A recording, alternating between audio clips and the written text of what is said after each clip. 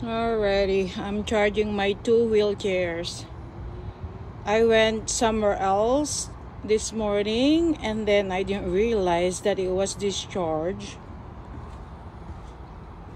Kaya itong kailangan ma-recharge, otherwise mangyari ulit yung ganun na discharge. Hindi ko tuloy nagamit. Oh my God, kaya itinutulak ko na lang pabalik sa car ko kanina. Anyway, yeah.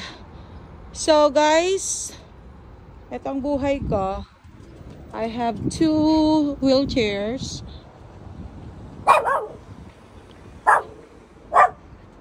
And ito yung isang RV ko. Yan, ito kasi 40 feet ito. Ito yung binigay sa akin ng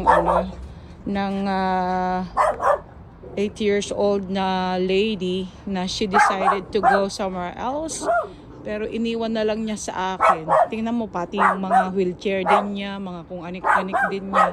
Iniwan na rin sa akin. So this is 42 feet actually. And then the other one, nasa kabila yung isa. Kaya dito ako nakatira, yung isa pinupuntahan ko pa rin. Kaso ginagamit ko na lang yung ref doon kasi kulang nga naman. Pero bumili na ako ng isa pang freezer. Bali 4 na yung gamit ko. So malaki siya. Ito lang yung dito na nagmisto lang bahay kasi talagang inayos niya pati yung loob. Yung loob parang hotel. Hindi mo talaga masabing nasa loob ka ng RV. Kaya these are my 2 cars.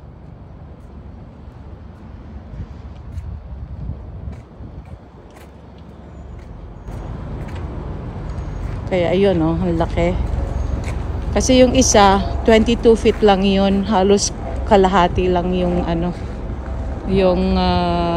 niya. Kaya and this is a very very safe RV place. Talagang meron siyang security 24 hours tapos gated siya. Hindi katulad ng mga bahay-bahay na tinitirhan dyan na talagang pwede kang pasukin. Katulad ng kaibigan ko, may bahay nga pero pinasok naman, kinuha yung mga gamit, pati yung truck nila kinuha rin. So mas maigi yung ganun. That's why I decided na binitawan ko na lang yung bahay na tinirahan ko. And then, bumili ako ng isang RV. And at the same time, pangalawa kong RV. Kaya ito na yung mismong tinitirhan ko. So, katulad ng sinasabi ko, kung sino yung nagda-down sa akin na parang squatter na lang daw ako. Kasi sa camper, hindi po camper ito, RV po ito. RV trailers. Ang camper, yung mga maliliit lang. 'Di ba? Nakikita nyo naman yung mga celebrities sa atin. Sa pagkakagusto nila na magkaroon din sana ng RV, ginagawa na nilang camper yung kanilang maliliit na van. O, 'di ba? Para lang magmistulang camper, magmistulang RV. Pero pag i-compare mo naman sa mga tinitirhan ko, nakita nyo naman sa loob, 'di ba? Malaki. Talaga spacious, mas malaki pa nga kaysa nakatira ka lang sa apartment o kaya sa hotel, sa totoo lang, o kaya condominium. Kaya huwag nyo sanang liitin o kaya maliitin o kaya laitin kung ano yung life na pinili ko.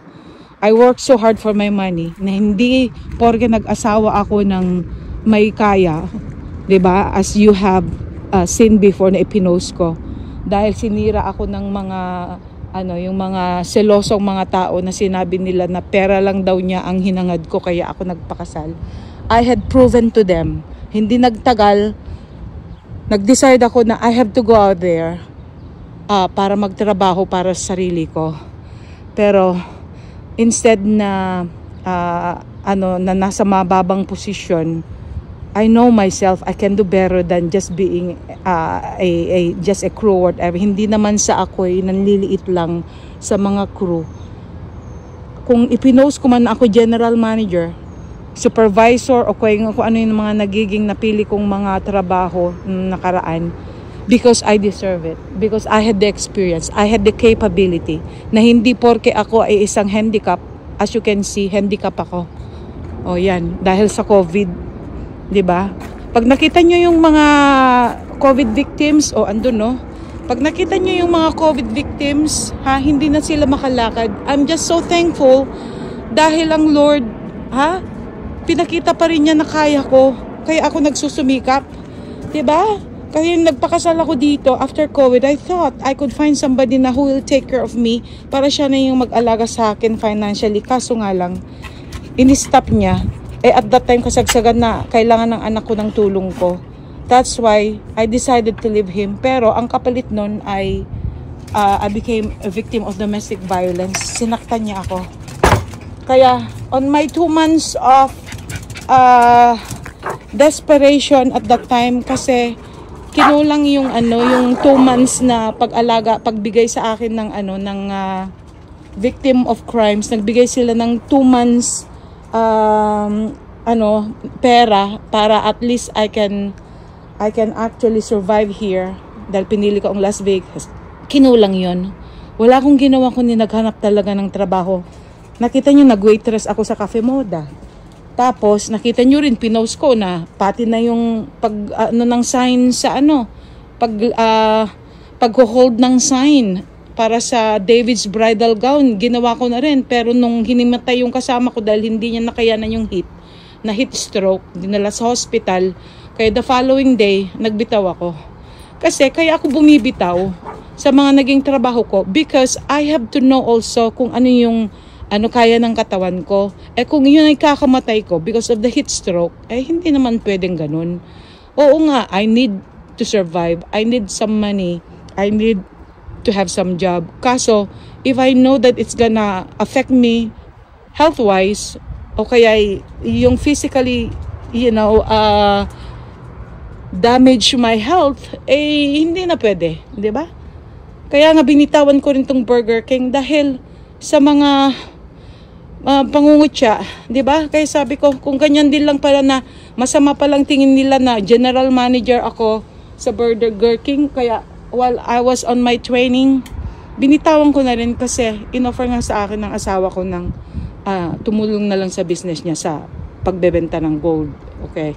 At pag-i-invest ng gold. Kaya yun na yung pinasukan ko. Kaya kung ano man yung pinapakita kong mga pera yan, because kinita ko yun eh. Hindi ko naman hiningi yun sa kanya. Pinaghirapan ko rin. Kung ako'y mayabang, magmayabang ako na magbigay ng mga, kunwari magbigay ng mga limpak-limpak milyones dyan, katulad yung ginagawa ng iba, yung pala, props lang yun. Diba? O kaya, yung mga perang pinapakita nila, props lang ang mga yun, peke yun. Nagpakita nga ako para at least alam nyo na kung kaya nila, kaya ko rin. Kaso, nung nagpakita na ako ng totoong pera, pagkatapos bigla nyo akong i-judge, nasasabi niya ang yabang. Ang mayabang, hindi magpapakita talaga ng ganun lang. Ang mga yabang, magpakita na ako ng marami, pero hindi totoong pera. Hindi mayabang yung nagbibigay ng $2 lang. Kaso nga lang, kaya nga masakit yung loob ko na ganyan ang pinapakita nyong sa akin, pag-aalipusta. Hindi ko naman responsibility magbigay Ang sa akin lang naman, kahit papano, nagtitipid ako para at least kahit papano yung aking allowance sana ng pagkain or whatever, yun na lang yung tinitipid ko. Instead sana napupunta ako dyan at liwaliw o kaya na lang sa mga bars o kaya sa diskohan o kaya sa mga banda na katulad dating ginagawa ko, ini-stop ko na yun kasi maggagastos din ako. Kaya kung ano yung binibigay ko, supposedly yung allowance ko, pero sinasacrifice ko yun para papamigay ko na lang. So I'm so glad na may mga tao na nakakaintindi ko ano yung sitwasyon ko.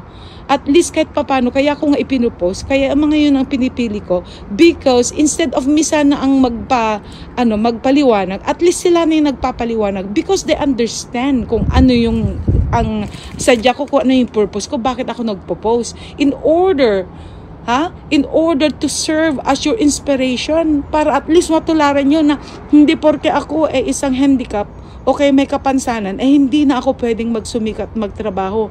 I'm the only one surviving right now. Wala akong inaasahan kundi sarili ko. Hindi ko rin alam kung kailan ako mananatili sa mundo dahil may sakit ako, katulad din ng anak ko na may sakit sa puso. Kaya nga ako may Kaya nga ako may mga tapos mamaya may darating pa akong scooter para at least kahit papano, kahit pupunta lang ako doon, pupunta lang ako doon sa kabila, sa isang at least makita ninyo na talagang ganito ng buhay ko ngayon. But I'm proud of it. Lahat ng mga ito pinagsikapan ko sa totoo lang. Pinagsikapan ko kung saan ako ngayon. Pero mo from someone, a domestic violence victim, pagkatapos biglang meron na ako at hindi na ako nagbabayad ng mga tinitirhan ko ngayon, yung mga space na lang. Kaso ang space, $800 pa rin ng isa. Ayan, $1,600, napakalaki na rin yun. May higit, almost 250,000 na rin yun. Kaya pinakita ko lahat yan eh. Kaya huwag niyong mamatain na hindi porke nakatira ako sa camper, okay, hindi naman camper, kundi RV. Iba yung camper, yung mga maliliit lang na pang camping lang, ganun. Pero ito talagang, itong place na to, talagang tinitirhan talaga ito ng mga, hindi basta-bastang tao, pinipili rin nila. Pinipili rin nila kung sino yung titira dito.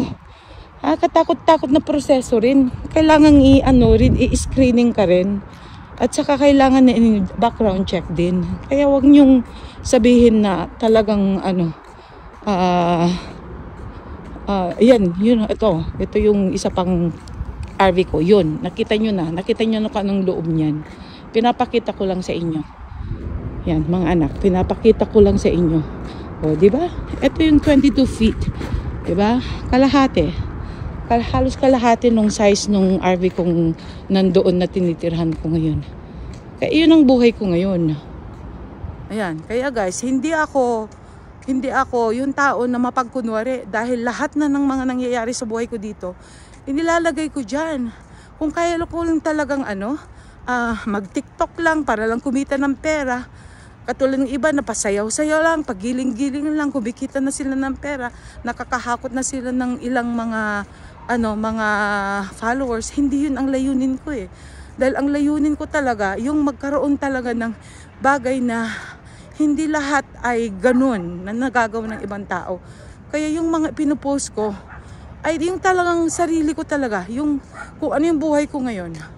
Kahit simple yung pagkain ko, kahit simple man yung pamumuhay ko, pamamaraan ng ko, at least nakikita nyo talaga na ang mga ito pinagsisikapan ko rin. Hi!